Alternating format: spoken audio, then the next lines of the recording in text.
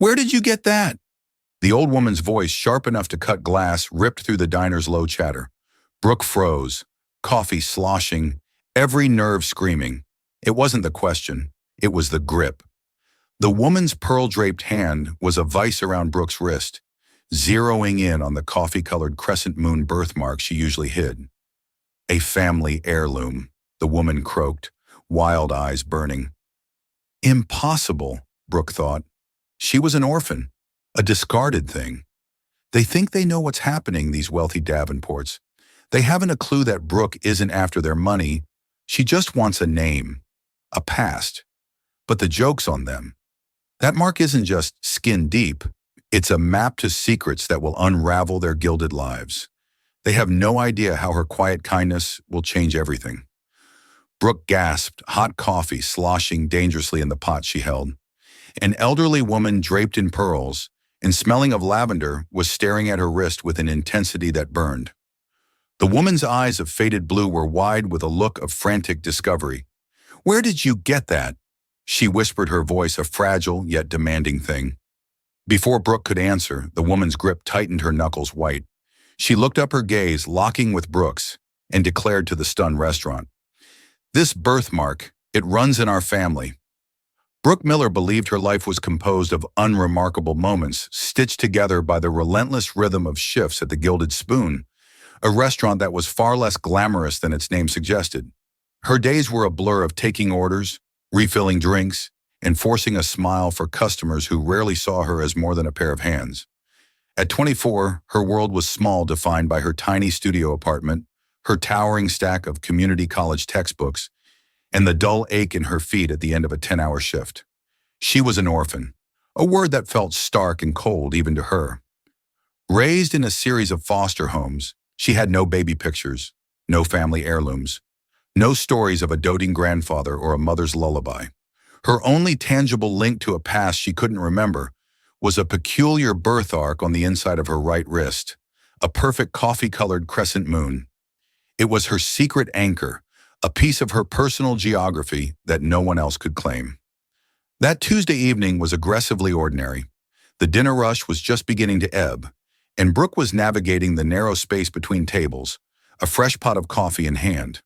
Table 7, a party of 3, had been her focus for the last hour.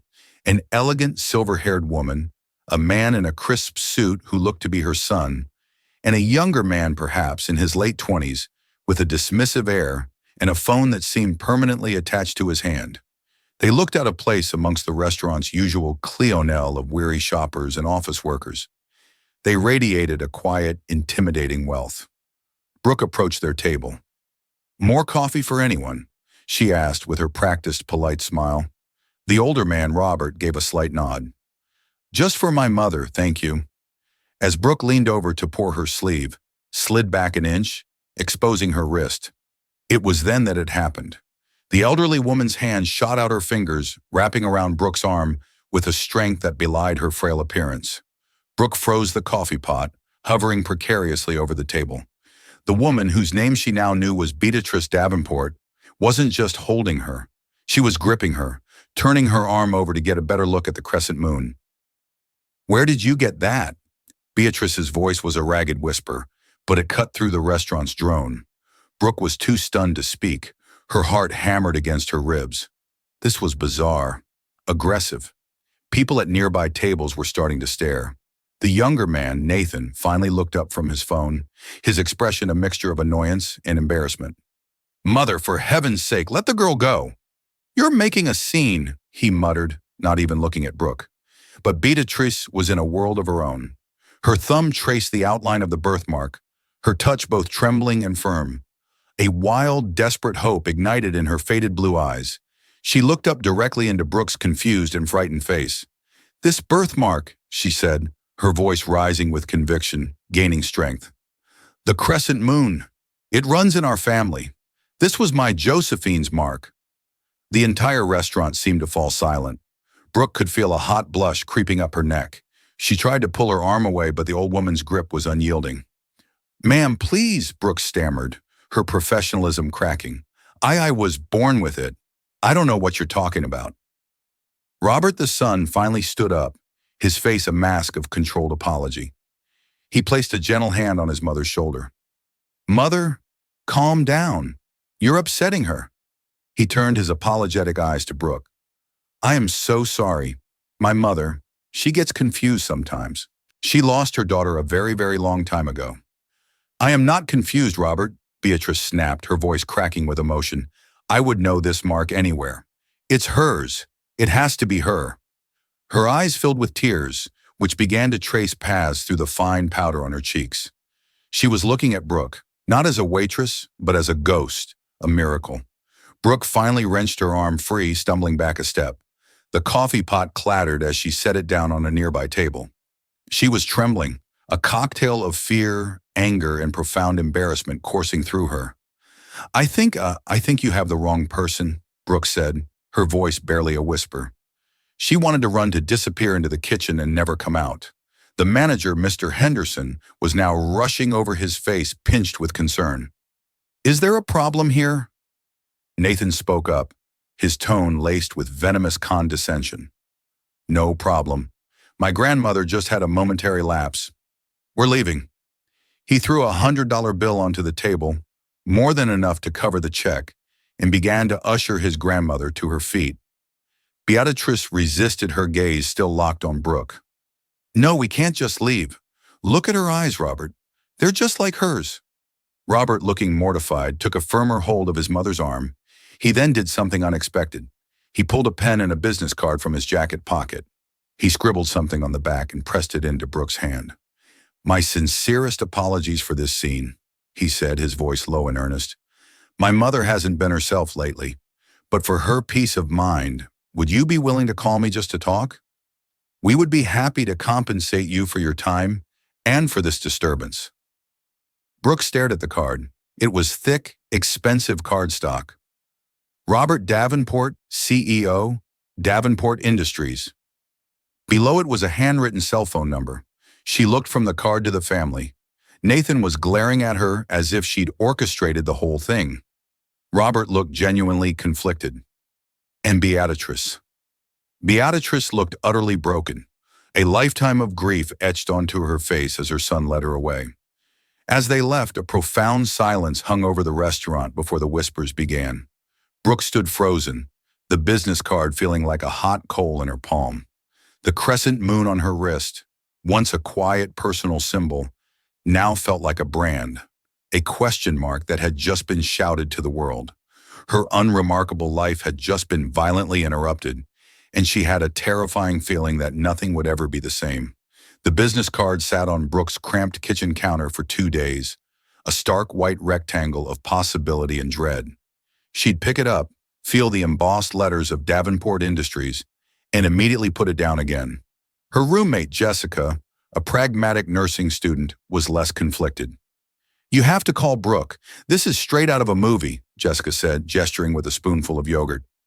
"An eccentric rich family, a long-lost heir, a secret birthmark. Best case scenario, you're secretly a millionaire. Worst case scenario, you get a crazy story out of it. And maybe they'll give you some money for the emotional distress. They're not eccentric, Jess. They're intense." The way that woman looked at me, it was terrifying, Brooke counted, tracing the rim of her coffee mug. And the son, Nathan, he looked at me like I was something he'd scraped off his shoe. So what? He's a jerk. His dad seemed okay. And the grandma is obviously grieving. Just call. What do you have to lose? Another shift smelling like stale bread and regret. Jessica had a point. What did she have to lose? Brookie's life was a hamster wheel of work and study. She had no family to disappoint, no inheritance to protect. There was a tiny, deeply buried part of her, the part that had spent years in foster care, wondering who she was and where she came from, that was undeniably curious. The word Beatrice had used, Josephine, echoed in her mind. With a deep breath, she dialed the number. Robert Davenport answered on the second ring, his voice as calm and collected as it had been in the restaurant. He apologized again profusely for his mother's behavior. "She hasn't stopped talking about you," he admitted, a weary sigh in his voice. "I know this is an incredible imposition, but it would mean the world to her, to us, if you would consider meeting. We could come to you, or perhaps you would be our guest for lunch at our home this Saturday. We would, of course, send a car. The offer hung in the air, dripping with a casual wealth that was alien to Brooke. A car. Lunch at their home. It felt like stepping into another dimension. Against her better judgment, the flicker of curiosity won. Okay, she heard herself say. Saturday would be fine. On Saturday morning, a sleek black car, so quiet it seemed to glide rather than drive, pulled up in front of her rundown apartment building. The driver, a man in a crisp suit, held the door for her as if she were royalty. The half-hour drive took them out of the city and into the rolling hills of the countryside, where the houses grew larger and the fences taller. They finally turned onto a long tree-lined driveway that led to a house known an estate. It was a sprawling stone manor that looked like it had been plucked from the English countryside, surrounded by acres of perfectly manicured lawns. Brooke's heart pounded in her chest. This wasn't just money. This was a dynasty. Robert Davenport met her at the door, his expression warm and welcoming. He led her through a grand foyer with a soaring ceiling and a marble floor that echoed with their footsteps. My mother's in the sunroom. She's been looking forward to this all morning, he said, guiding her down a long hallway lined with oil paintings of stern-looking ancestors. Beatrix was seated in a plush armchair overlooking a vast garden bursting with roses. She looked smaller, more fragile than she had in the restaurant. When she saw Brooke, her face lit up with a fragile, hopeful smile. Nathan was there too, standing by the fireplace, his arms crossed, his expression a carefully constructed mask of indifference. My dear child, Beatrice said, her voice trembling as she held out a withered hand. Thank you for coming. Please sit. Brooke sat hesitantly on the edge of a pristine white sofa. An uncomfortable silence filled the room, broken only by the ticking of a grandfather clock in the corner. Beatrice broke it. My daughter, she began, her eyes distant, fixed on a memory. Her name was Josephine. She was a whirlwind, full of life, but so reckless. Headstrong, she had her father's temper, and my heart a dangerous combination. She paused, gathering her thoughts. When she was 19, she fell in with a bad crowd, a boy, a drifter. We disapproved, of course. Her father, Arthur, he was a very proud, very firm man. He forbade her from seeing him. They fought terrible, terrible fights. Beatrix's voice cracked. And then one night, she was gone. She left a note, said she was running away to live her own life, and that we shouldn't look for her. Robert picked up the story, his voice somber. We tried. We hired private investigators for years, but it was like she vanished off the face of the earth. That was 25 years ago. 25 years. 2 months and 12 days, Beatrice corrected softly. And in all that time, I have prayed for a sign, for some news. And then I saw you. She leaned forward, her eyes pleading. That mark on your wrist. Josephine was born with the exact same one, a perfect crescent moon. My husband's mother had it, and her mother before her. It's a Davenport mark passed down through the women in our line. Brooke felt a chill run down her spine. It was just a coincidence. It had to be. I was a foundling, Brooke said quietly, feeling the need to fill the silence. Left at a hospital in a nearby town. No note, no name. The nurses called me Brooke. Miller is just a common name they assigned me. Beatrice gasped, her hand flying to her mouth. The hope in her eyes intensified, becoming a blazing fire. Don't you see, Robert? It all fits. She would have been scared alone. She would have wanted her baby to be safe. Nathan finally spoke, his voice dripping with sarcasm. Oh, it's a perfect story. A little too perfect, don't you think? An orphan waitress with a convenient birth arc just happens to serve the one family in the city who might be looking for someone like her. It's a miracle or a very clever scam. Nathan Roberts' voice was sharp. That's enough. Is it? Nathan pushed himself off the mantelpiece and took a step towards Brooke, his eyes narrowing. How long have you been planning this? Did you research us? Find out about my long-lost aunt and get a tattoo to match? The accusation was so vile, so unexpected, that it took Brooke's breath away. A tattoo, she stammered, outrage, giving her a sliver of courage. Are you serious? I've had this my entire life. She thrust her wrist forward. Look at it. Does that look like a tattoo to you? Robert stepped between them. Nathan apologized to Ms. Miller at once. She is our guest. Nathan just scoffed, turning to stare out the window. I'm just being realistic. You're being led by sentiment. Think about what this means. If it's true, she would be an heir, entitled to a share of the Davenport fortune. The word fortune hung in the opulent room, making everything feel cold and transactional. Brookie suddenly felt nauseous. This wasn't about a grieving grandmother finding a long-lost connection. It was about money, about a legacy she had no part in. I don't want your money, Brooke said, her voice shaking with a mixture of anger and hurt. I didn't ask for any of this. I think I should go.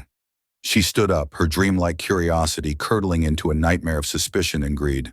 No, please don't go, Beatrice cried, tears streaming down her face again. He didn't mean it. He's just protective. Please, my dear, we just need to know for sure. Robert put a calming hand on Brooke's arm. Nathan is out of line, but he has raised a valid, if tactless, point. Speculation and stories aren't enough. There is a way to know for certain. He looked from his mother to Brooke, his expression serious. A DNA test. The suggestion of a DNA test landed in the silent sunroom with the force of a gavel.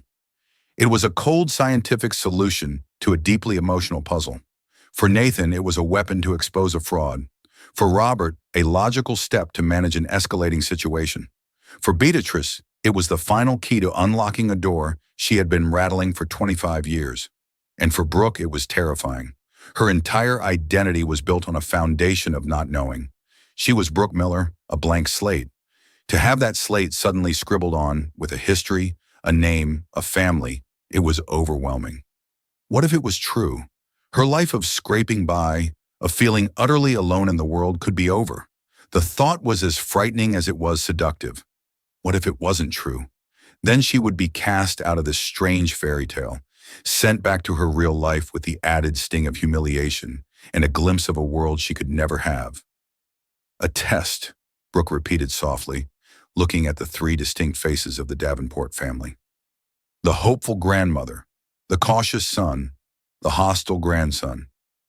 It would be simple, non-invasive, Robert explained calmly, as if discussing a business transaction. We would use a reputable private lab. Everything would be handled with the utmost discretion. We would compare your sample with mine. As Josephine's brother, the genetic link would be undeniable. Beatrice nodded eagerly. Yes, Robert arranged it as soon as possible. Nathan smirked. Don't rush to redecorate her room just yet, Grandma. Let's see what the science says. Despite Nathan's venom, Brooke agreed. The not knowing was now worse than any potential outcome. She needed an answer, if only to silence the wild what-ifs that had started to scream in her head. The next week was a strange limbo. Robert arranged for a private nurse to visit Brooke's apartment to take a simple cheek swab. The process was sterile and quick, but the implications felt momentous. As the nurse sealed the sample in a biohazard bag, Brooke felt like she was mailing a piece of her soul to a laboratory. The Davenports in the interim began to cautiously weave her into their lives. Beatrice would call her every day, her voice frail and full of questions. She wanted to know Brooke's favorite color, what she was studying, what her dreams were. They were simple questions, but they felt loaded, as if Beatrice were trying to superimpose the ghost of her daughter onto the blank canvas of Brooke's life. Robert, true to his word, wanted to compensate her. He sent over a check that was more than she made in 6 months. Brooke stared at it, feeling a fresh wave of nausea. Cashing it felt like accepting payment for a role she might not even be qualified to play. She tucked it away in a drawer untouched. More practically, Robert insisted she quit her job at the Gilded Spoon, at least until the results came in. You shouldn't have to deal with the stress and the gossip, he'd said. Let us take care of your expenses for the time being. It's the least we can do. Reluctantly, she agreed. The freedom from the daily grind was intoxicating, but it also made her feel unmed. She was living in a holding pattern, her life on pause, waiting for a verdict from a lab. Nathan remained her shadow of doubt. He made no effort to contact her, but she felt his presence. One afternoon, Jessica came home from a class. her eyes wide. "You are not going to believe this," Jessica said, dropping her books on the table. "I saw him, the grandson, Nathan. He was on campus talking to Professor Albright from the genetics department." Brooke's blood ran cold. "What? Why? I don't know. I just overheard a bit. He was asking about birthmarks, genetic markers, how easy it would be to fake something, or if a DNA test could be fooled. He's investigating you, Brooke. He's trying to find a hole in your story." The news was a punch to the gut. While Beatrice was planning a future, Nathan was digging through her non-existent past, determined to prove she was a liar. The realization hardened something inside her. A part of her now wanted the test to be positive, just to see the look on his face. A few days later, Robert invited her back to the estate. The DNA results were due the following morning, and Beatrice wanted them to be together when they received the news. The atmosphere in the house was thick with anticipation. Beatrice was practically vibrating with a nervous energy, flitting about the room, tidying things that were already tidy. Robert was pacing, checking his phone every few minutes. Even Nathan seemed to have lost his cool composure. He stood staring out the window, his jaw tight. To pass the time, Beatrice brought out a dusty leather-bound photo album. "This is Josephine," she said, her voice thick with emotion as she opened it to a picture of a laughing, rebellious-looking teenager with a wild man of dark hair and startlingly bright eyes. Brooke leaned in her own heart, thudding. She searched the girl's face for any hint of herself, any familiar curve of a cheek or shape of a smile. She saw nothing. The girl in the photo was a stranger. Beatrice, however, saw everything. "Look, Robert, the eyes, they're the same shade of blue. I told you." Robert looked, his expression unreadable. "They are similar." Mother Brooke felt a knot of anxiety tighten in her stomach. What if Beatrice's hope was so powerful it was making her see things that weren't there? The weight of the old woman's expectations felt crushing to be the source of such immense joy or such devastating disappointment. It was too much to bear. As the evening wore on, Beatrice shared more stories of Josephine. Her first horse, her secret treehouse, her love of thunderstorms. Brooke listened, feeling like an imposter. She was absorbing the memories of a dead girl, a girl she probably had no connection to. Before she left, Robert had insisted on booking her a room at a nearby hotel so she wouldn't have to travel back and forth. He pulled her aside in the grand foyer. "Brooke," he said, his voice low, "I want you to be prepared for any outcome tomorrow. My mother, she has built this up in her mind to be a certainty. If it's not the news she's hoping for, it will destroy her. And if it is," he paused, choosing his words carefully, "if it is, our lives will change forever, and so will yours. I just want you to know that whatever happens, I am grateful that you have given my mother this period of hope." His words, meant to be reassuring, only amplified her anxiety. She was a vessel for this family's hope and grief. Tomorrow that vessel would either be filled to the brim or shattered completely. As the car pulled away from the magnificent, intimidating house, Brooke pressed her hand against the window, feeling more alone than ever. The next morning, Brooke met the Davenports in Robert's study. The room was imposing, lined with dark wood shelves filled with leather-bound books that looked as if they hadn't been touched in a century. A massive mahogany desk sat in the center, and on it a laptop was open, waiting. The air was so thick with tension, it felt hard to breathe. Beatrice was seated in a wing-back chair, her hands clasped so tightly in her lap that her knuckles were white. She hadn't slept. Dark circles stood out starkly against her pale skin. Nathan leaned against a bookshelf, affecting a casual pose that didn't quite hide the nervous energy thrumming through him. Robert stood behind the desk, his shoulders squared as if bracing for an impact. "The lab emailed the report a few minutes ago," Robert announced to the silent room. His voice was steady, but Brooke saw a slight tremor in his hand as he moved the mouse. "The file is password protected. I have the code. Are we all ready?" Beatrice gave a small, jerky nod. Brooke's own heart was a frantic drum against her ribs. She felt strangely detached, as if watching a scene from a movie where she was a minor character. Robert typed in the password and clicked. A PDF document bloomed onto the screen, filled with clinical text and complex charts. A layman wouldn't be able to decipher the genetic sequences, but the conclusion highlighted at the bottom of the first page was written in stark, unambiguous English. Robert's face went pale. He read it once, then again, his brow furrowing in confusion. He seemed to shrink before their eyes. "What is it?" Robert Batatrick's voice was a thin, ready whisper. "Tell us." Robert slowly looked up from the screen, his eyes finding his mother's. His expression was one of profound pity and sorrow. "It's negative," he said, the words falling like stones into the silence. "There's no match. According to this report, there is a 0% probability that Brooke Miller is the daughter of Josephine Davenport." The silence that followed was absolute and crushing. It was as if all the air had been sucked out of the room. Brooke felt the floor drop out from beneath her. 0%. Not a small chance, not a distant relation. Nothing, a stranger. Beatrice made a small wounded sound like an animal in pain. "No," she whispered, shaking her head in denial. "No, that's not possible. The lab made a mistake. They have to have made a mistake. The birth arc." "The science is clear," Mother Robert said gently, his voice strained. He walked over and knelt by her chair. "I'm so sorry." Nathan let out a short, sharp breath that was almost a laugh. He pushed himself off the bookshelf, a look of smug, bitter vindication on his face. "Well, well, what a surprise. I told you. I told you from the very beginning this was a scam." He turned his cold, triumphant gaze on Brooke. "Congratulations," he sneered. "It was a good performance. You almost had us. Had my grandmother convinced you were her long-lost miracle? What was the plan? Wait for the old woman to get attached and then bleed her dry." "Nathan, stop it," Robert warned, his voice cracking. But Nathan was on a roll, his cruelty unleashed. "I bet that birthmark isn't even real.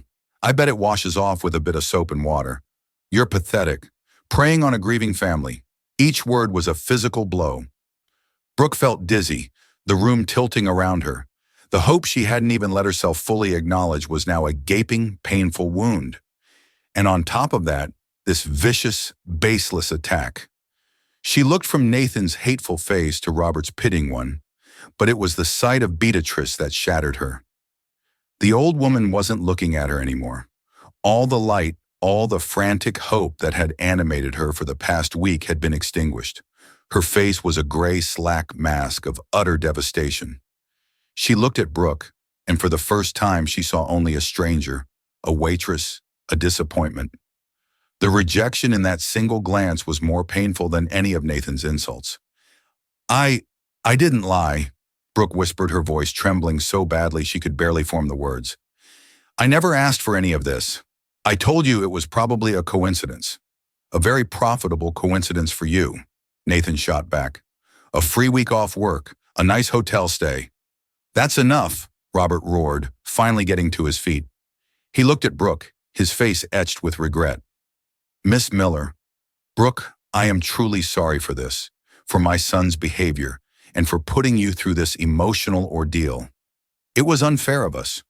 We let hope cloud our judgment." His tone was formal again. The brief intimacy they had shared was gone.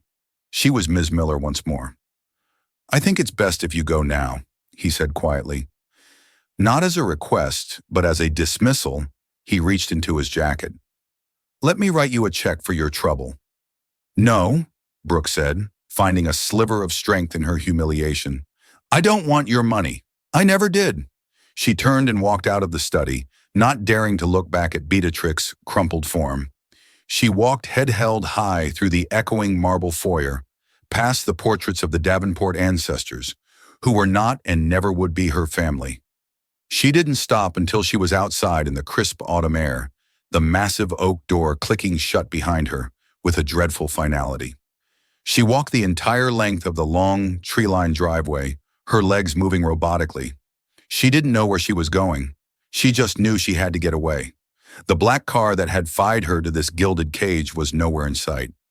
She had been discarded. The fairy tale was over, and she was back in the real world. Only now she was more alone, more lost than she had ever been before. The crescent moon on her wrist felt like a cruel joke, a meaningless mark on the skin of a nobody. The weeks that followed the DNA test were a gray smear of existence for Brooke. She'd had to beg Mr. Henderson for her job back at the Gilded Spoon, enduring his suspicious questions and the piting stares of her coworkers. The untouched check from Robert Davenport sat in her drawer like a monument to her humiliation, and she eventually tore it into tiny pieces. Life was not just back to normal. It was worse. The quiet loneliness of her apartment now felt like a suffocating silence. Before, her unknown past was a neutral void. Now it was a confirmed emptiness. Meanwhile, a different kind of silence had fallen over the Davenport estate. It was the heavy, oppressive silence of grief.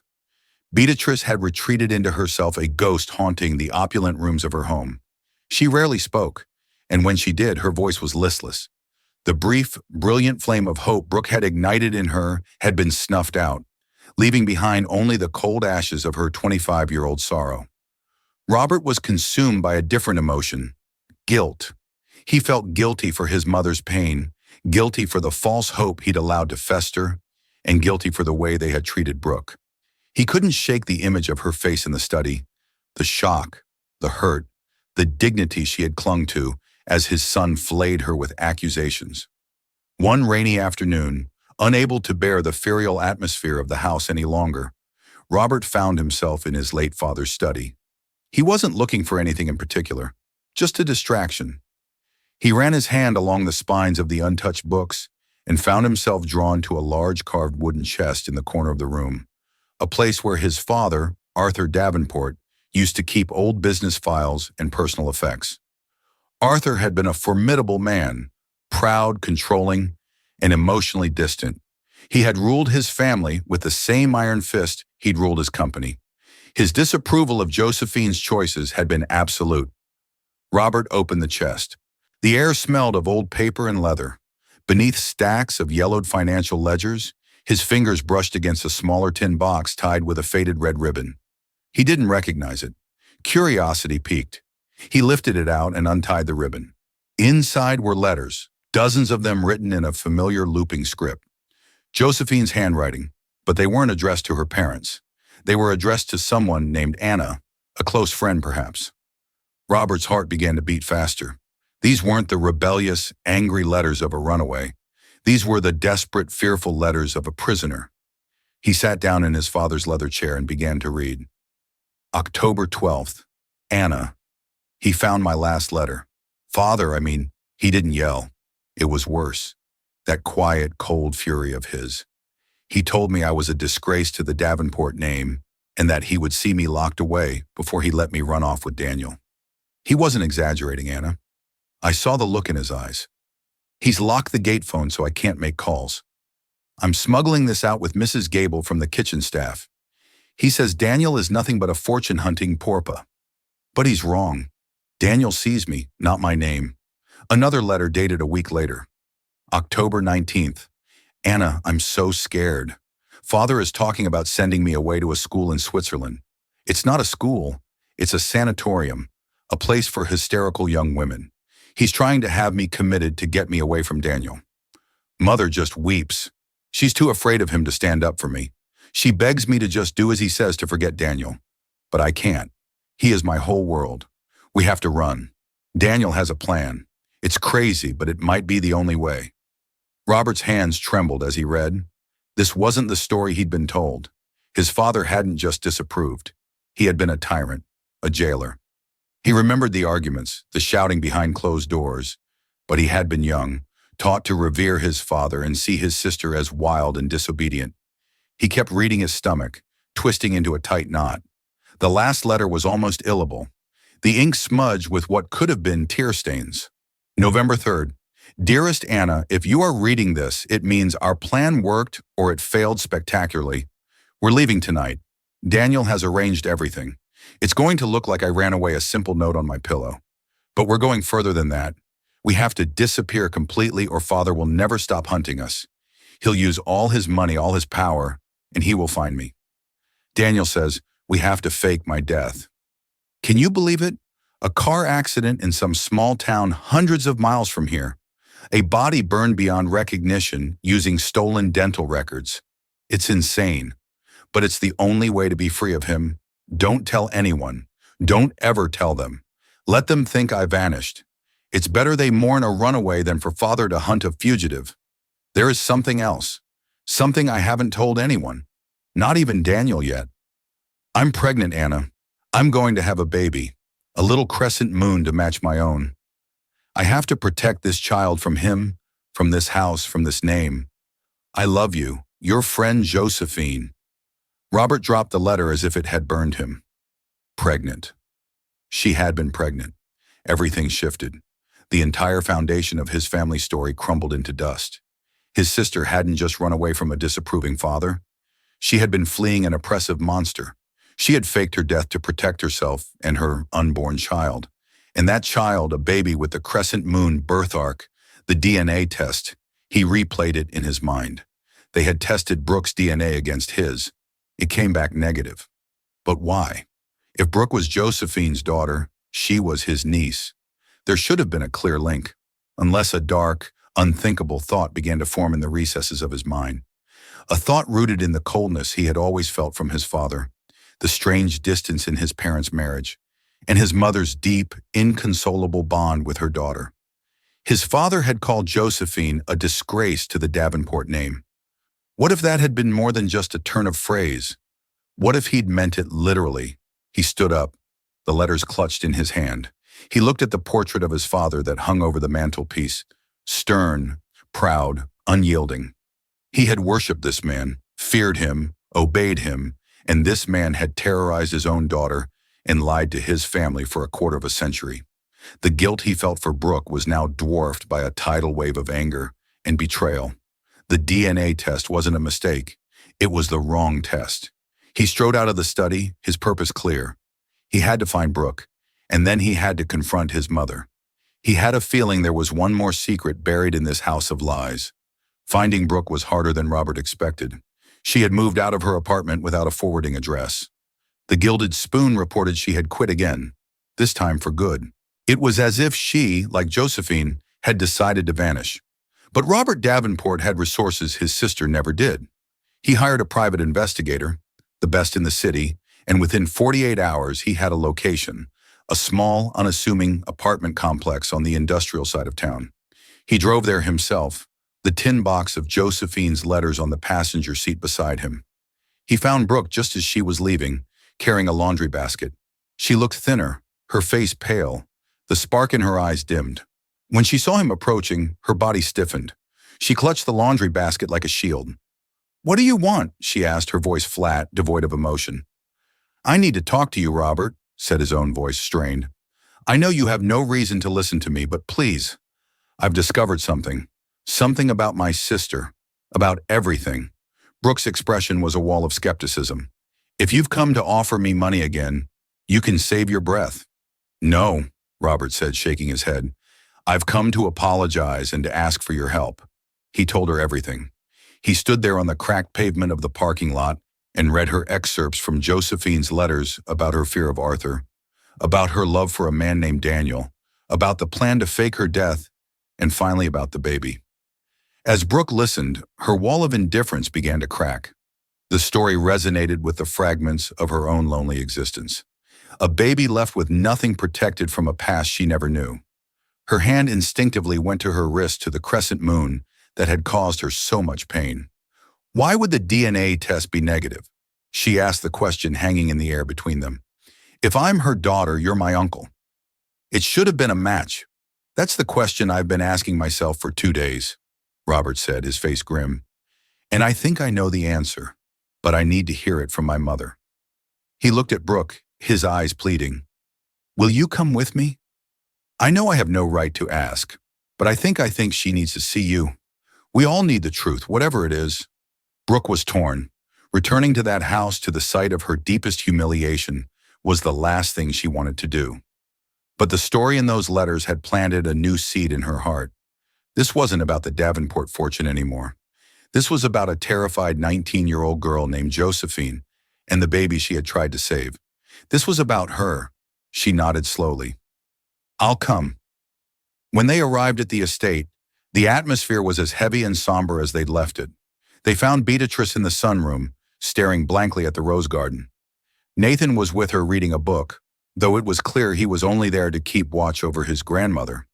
When he saw Brooke walk in behind his father, he shot to his feet, his face darkening with anger.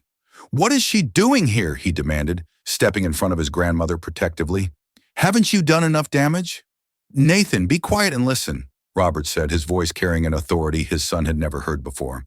He walked over to his mother's chair and knelt before her, placing the tin box in her lap.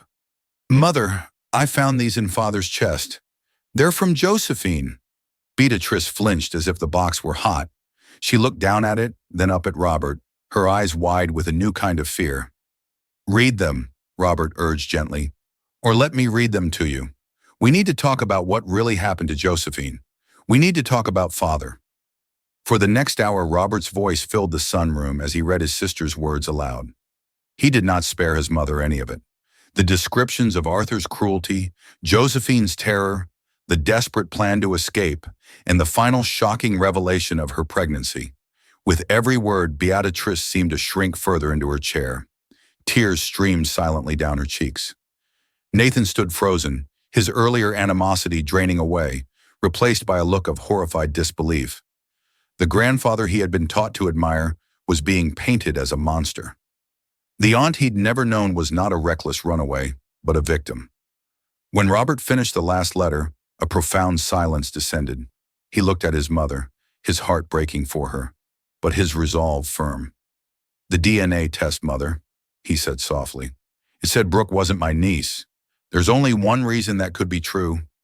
He paused, the terrible question hanging between them. Josephine wasn't my full sister. Was she Arthur Davenport? Wasn't her biological father? The room held its breath. Nathan stared at his grandmother, his mouth agape. Beatrice finally broke.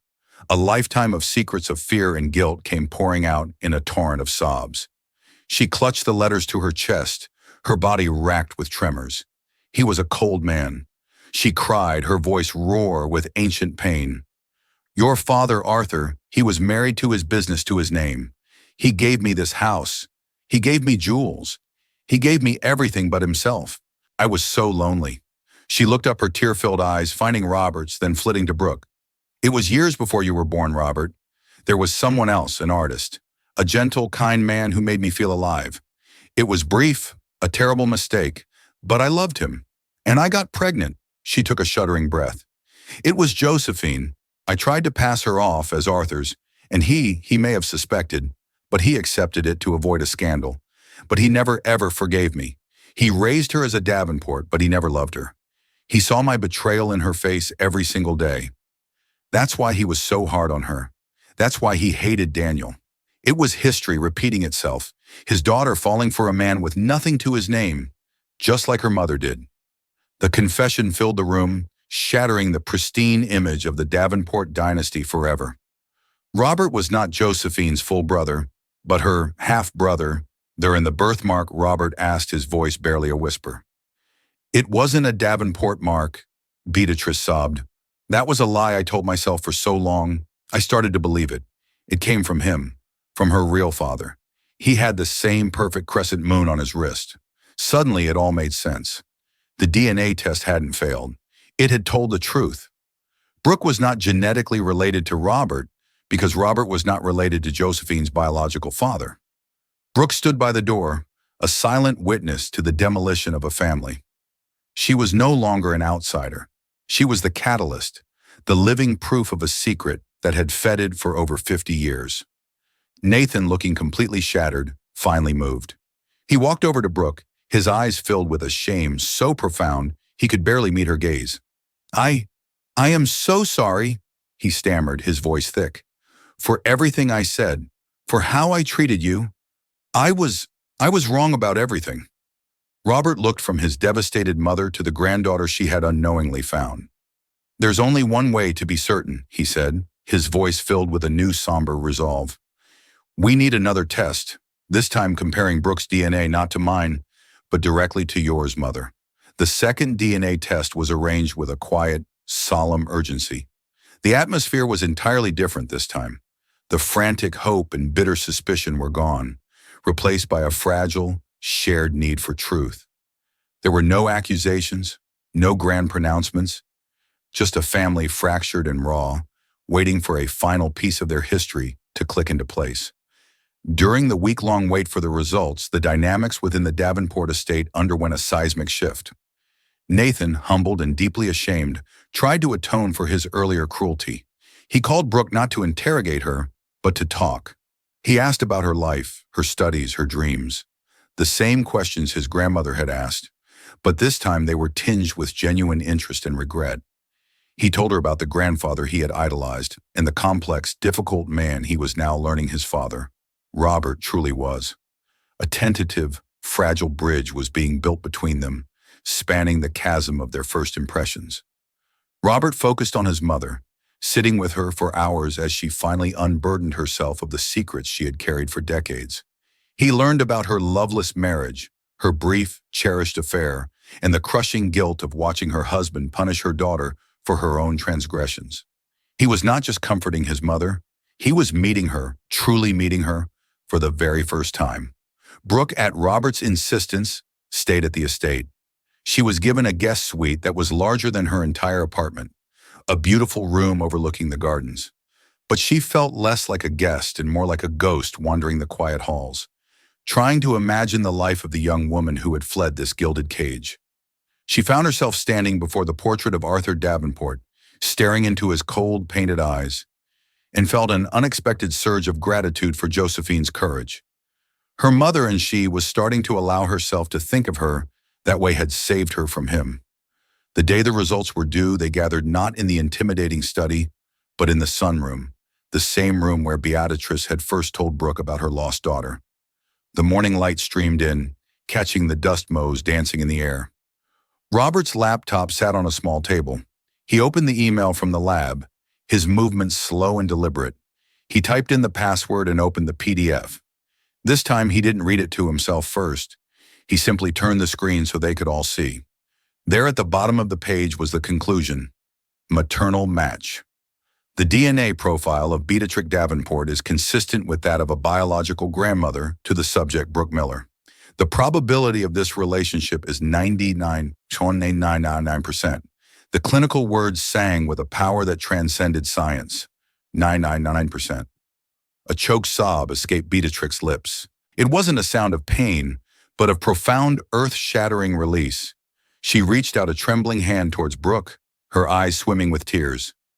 "My granddaughter," she whispered the words. A prayer answered after a lifetime of waiting. "My Josephine's baby girl." Brooke moved towards her, her own tears blurring her vision. She took her grandmother's hand, and this time the touch wasn't a desperate grab in a restaurant, but a gentle, welcoming embrace.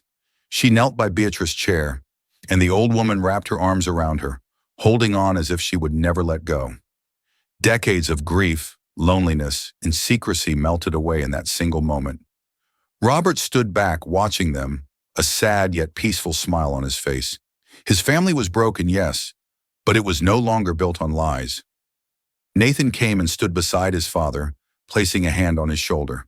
He looked at Brooke, now enfolded in his grandmother's arms, and for the first time he saw her not as an intruder or a problem, but as family, his cousin. The questions that came next were not about money or inheritance, but about life.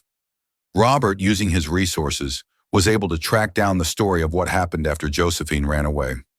They learned that she and Daniel had made a new life for themselves under new names in a small town in Oregon. She had given her baby girl up for adoption, a closed adoption, to ensure Arthur Davenport could never find her, always intending to come back for her once it was safe. But tragedy had struck.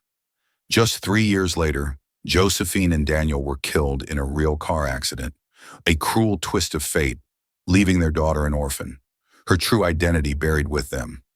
Brooke Miller finally had a history. She had a mother's name Josephine, a grandmother Beatrice, and Uncle Robert, a cousin Nathan. She had a story, a messy, complicated, tragic, and beautiful story that was entirely her own. Standing in the sun-drenched room, surrounded by the remnants of her newfound family, Brooke looked down at the crescent moon on her wrist. For 24 years, it had been a mark of her solitude, a symbol of everything she didn't know. Now she understood. It wasn't a question mark. It was a period. It was the end of one story, the story of a lonely orphan and the beginning of a new one, a story she would finally get to write for herself. The Davenport fortune was hers by right, But as she looked at the tearful, smiling face of the grandmother who had found her in a crowded restaurant, she knew she had already inherited the only thing that truly mattered. And so Brooke's life was changed forever, not by a lottery ticket or a stroke of luck, but by a mark on her skin that carried a secret history of love, fear, and sacrifice. Her story reminds us that family is not always simple or straightforward. Sometimes it's a tangled web of secrets kept to protect the ones we love. Sometimes the truth can shatter the foundations of everything we thought we knew, only to help us rebuild on something stronger, something real. What would you do if a stranger claimed you were their family? Would you be brave enough to seek the truth, no matter where it led? The most incredible stories are often hidden in plain sight, waiting for one single moment, one touch to bring them into the light. Thank you for joining us for this incredible story. If it touched your heart, made you think, or kept you on the edge of your seat, please show your support. Hit that like button. Share this video with someone who loves a story with twists and turns.